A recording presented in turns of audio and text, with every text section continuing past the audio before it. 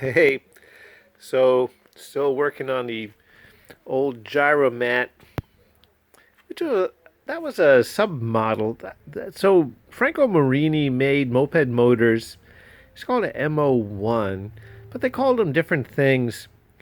And this one was a gyromat, and I don't really know why, with the possible exception that that had to do with the centrifugal clutch. But I'm going to drain the oil out of this thing and see just how miserable it is. Because I really have a feeling that nothing has happened for this thing in the maintenance world for a very long time. I do apologize. I don't have my camera person, Evie. She is at home having dinner. Let's see what comes out. It's going to be pretty dark. Ooh.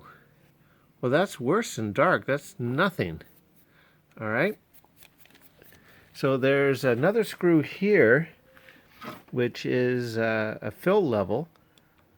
Let's take that out.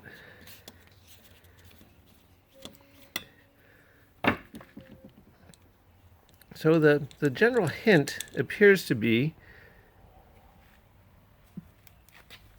that there's no lubricant in the drive side of this thing.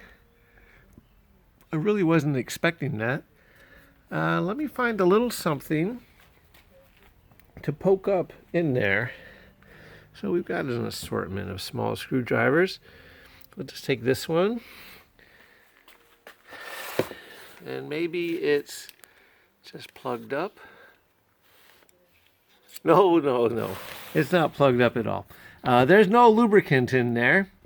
There's supposed to be 30 weight non-detergent motor oil in there lubricating the clutch and its parts and pieces. So there you go. So that's why we check these things. And in the future, I shall be adding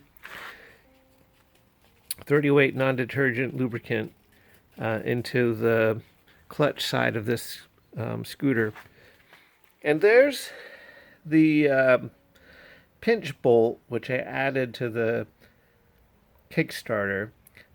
So I bought a cheap Chinese Kickstarter, which is pretty much right. I've got no gripes about it. I knew it wasn't for this bike, and I knew I'd have to play with it. And I did bend it because earlier Kickstarters apparently had been rubbing against the frame. But I bent this one out. I could probably bend it some more because it's still not quite at its bump stop. And then